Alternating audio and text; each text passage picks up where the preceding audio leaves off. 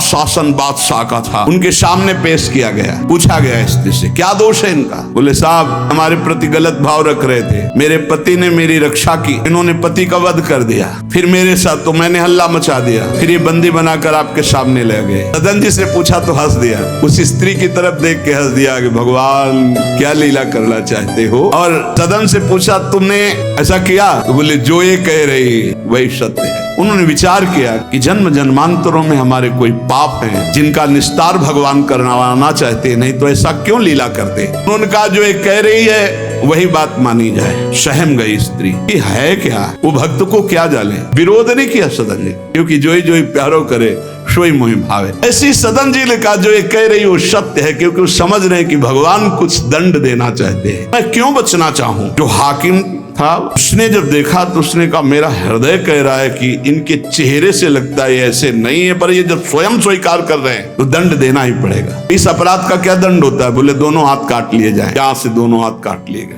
लेकिन उनकी मुस्कुराहट में फर्क नहीं पड़ा। 22 बाजारों में कोड़े मार मार करके बेहाल किया जा रहा है।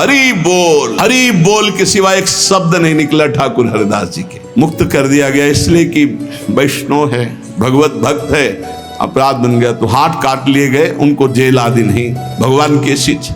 अब रक्त स्राव हाथों से हो रहा है। जय जगन्नाथ, जय श्री हरि, जय श्री हरि। यात्रा नहीं रुकी जगन्नाथ जी की। जगन्नाथ जी ने तत्काल अपने पार्षदों से कहा मेरे महाभागवत सदन जी आ रहे, तुरंत पालकी लेकर जाओ और उनको बैठाल के लाओ। जगन्नाथपुरी में प्रवेश ही किए थे कि पालकी लिए हुए पार्षद दौड़े, कौन से सदन जी हैं, सदन भक्त किनका नाम है। उनका सदन तो इस अधमदास का नाम। पालकी पे बैठो जगन्नाथ जी। अरे उनका कैसे पालकी, भगवान की भेजी पालकी में। पालकी को साष्टांग दंडवत किया इससे कि भगवान की नहीं, जबरदस्ती भगवान के पार्षदों ने उठा के पालकी में जय जगन्नाथ। सदन जी सोच रहे कौन सी लीला है, वहां हाथ कटवा रहे। या इतना बड़ा सम्मान कि किसी को नहीं मिल सकता।